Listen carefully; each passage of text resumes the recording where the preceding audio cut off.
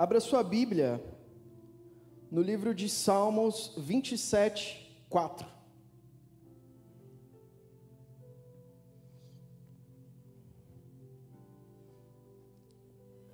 Amém? Eu vou estar lendo aqui.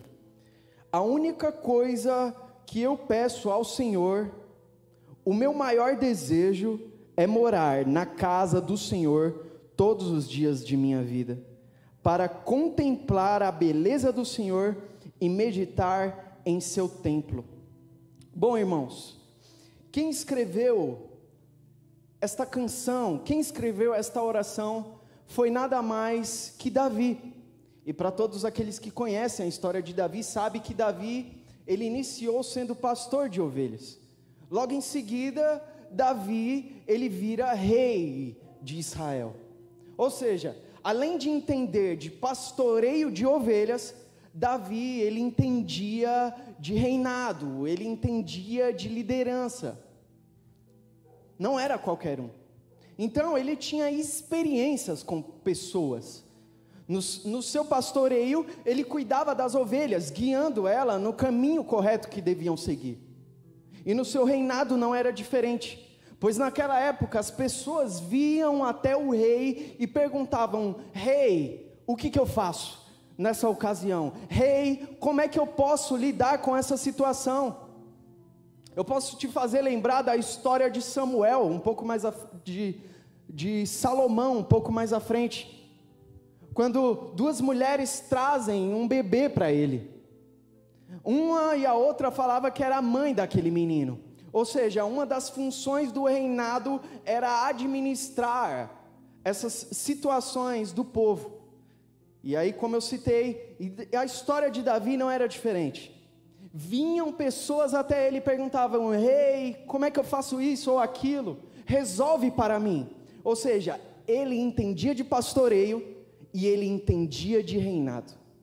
Quando Davi, ele fala nos Salmos, a única coisa que eu peço ao Senhor, o meu maior desejo é morar na casa do Senhor. Embora Davi fosse rei, ele tinha consciência dentro dele que tinha um reinado melhor do que o dele.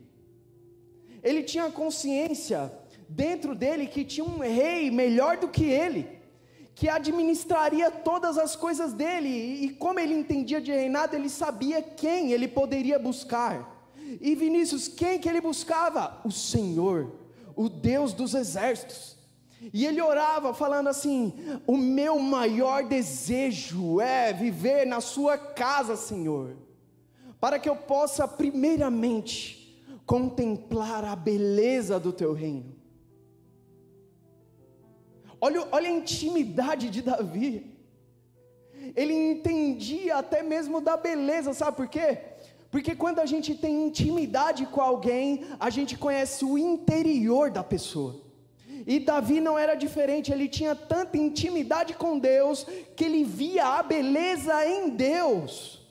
E ele falou na oração: eu quero estar contigo todos os dias da minha vida, contemplando a tua beleza, Pai. Que nesses dias a gente venha ter tanta intimidade com Deus, a ponto de enxergar a beleza de Deus.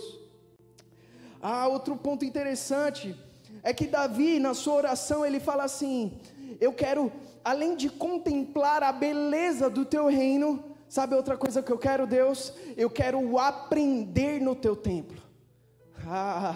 Isso é um fato muito interessante, porque ele, além de ver o interior, a beleza contida em Deus, ele não está satisfeito, ele quer aprender com Deus, o reinado de Deus. Até o próprio Cristo fala: ei, Pai nosso, sempre invocando o reino dos céus.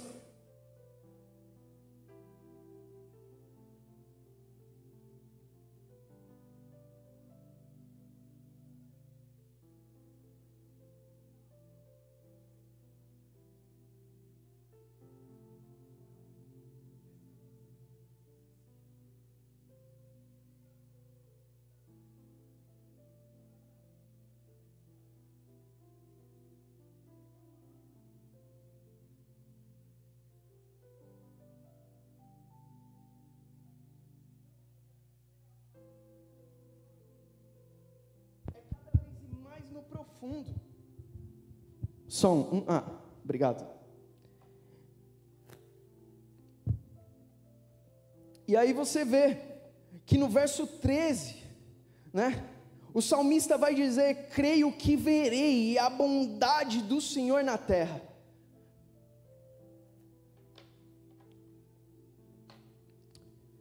Então, eu entendo que além de a gente ver a beleza de Deus e aprender com Ele, a gente tem que espalhar a bondade de Deus na terra, irmãos.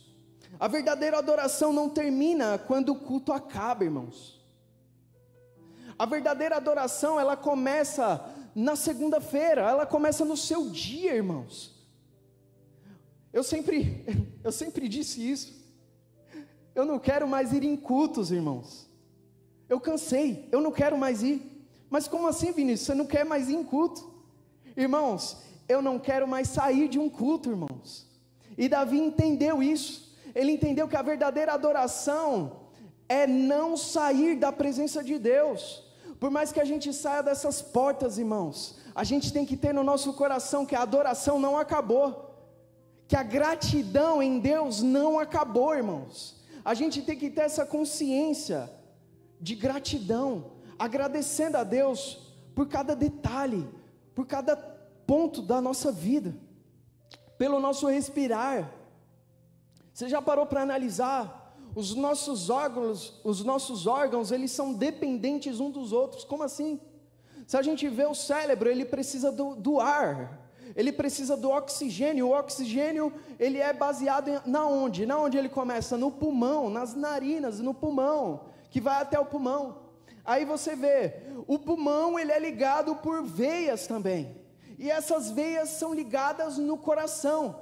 E aí que vai a pergunta: o que faz o seu coração bater? Porque se cada um depende do outro, cada órgão depende do outro, tem um órgão que ele depende também de algo, e é o coração, irmãos. O que faz o seu coração bater? O que faz mesmo você estar dormindo, o seu coração está batendo, ele está batendo aí agora, ele está pulsando, e eu não sei há quantos segundos, eu só sei que ele está pulsando, irmão. Quem faz o seu coração pulsar, sabe quem faz? É o próprio Deus, irmãos. Ele cuida e zela de nós, e nessa noite não é diferente. Ele está totalmente ligado em nós, gerando vida e vida e vida e vida e vida. E Davi entendeu isso, porque ele sabe quem ele vai buscar. Irmãos, nós temos que buscar o único rei. E que rei é esse? É o rei, é o Deus vivo, que habita em nós. E ele é tão poderoso que ele não precisa habitar em templos feitos por mãos humanas. Ele prefere habitar nos nossos corações. E aí que vai o detalhe: ele está em todos os lugares, pois isso é um atributo de Deus. Só que ele não está em todos os corações. No próprio Apocalipse vai dizer: eis que estou à porta e bato. Abra o teu coração para que eu seja com você e você comigo. Ou seja, ele está em todos os lugares, mas ele está à porta, esperando que você e eu abra o nosso coração. E essa noite não é diferente. A nossa gratidão é o início dessa abertura. Irmãos, se você ainda está travado com o seu coração, essa noite eu te convido a abrir o coração para Deus. Pois no único dia que eu falei assim: ei Deus, habita na minha vida, faz o que o Senhor quiser. E eu vou ser sincero, foi um processo doloroso, mas irmãos, hoje eu vejo e eu olho para trás, tantas coisas que Deus fez na minha vida. Olha o tanto de coisa que Ele fez na sua vida, irmãos, desde o dia em que você entregou os teus caminhos a Ele. Davi, ele entregou tudo o que tinha a Deus, e ele dormia em paz, pois além de ter um rei, ele tinha um pastor. Irmãos, nós temos um verdadeiro pastor, o que cuida de nós, amém? Essa é a gratidão, é saber que tem um Deus que zela por nós, é a cada dia acordar e falar assim: ei Deus, eu sei que o Senhor está aí, faz o seu querer na minha vida e o seu mover, cuida do meu dia, seja no trabalho ou seja em qualquer lugar que eu estiver, Pai, me guarda hoje, Pai. E eu sei que como um pai que ama, ele zela dos seus filhos. Ele cuida de cada um de nós, sem que nós precisamos pedir a Ele. Mas a gratidão é isso, é você reconhecer que tem alguém cuidando de você. Imagina, você tem um filho, ele não chega em você e pergunta se já pagou a conta de luz, muito menos a de água. Ei, já fez isso ou aquilo, já pagou isso ou aquilo? Não, ele apenas contempla o quê? O dia a dia. Ele curte o dia a dia dele. Ele chega em casa na hora do almoço e o que tem na mesa? O almoço. E a janta não é diferente. Irmãos, a vida com Deus, ela não é diferente. Só que aí você vê, qual é o maior exemplo que o filho dá para o pai de gratidão? É reconhecer que o pai dele cuida dele. É reconhecer que, ei, peraí, esse alimento foi meu pai que trouxe, através do suor dele. E isso é gratidão. A maior obra de gratidão que a gente tem que ter, assim como um filho tem para o pai, é o quê? É a obediência. É isso que os pais pedem aos filhos: ó filho, simplesmente me obedeça. Só isso. E é isso que Deus pede essa noite, em gratidão. Obedeça a Ele, seja obediente aos mandamentos, à Bíblia, ao que Ele escreveu, irmãos. É isso que Ele nos pede essa noite, amém?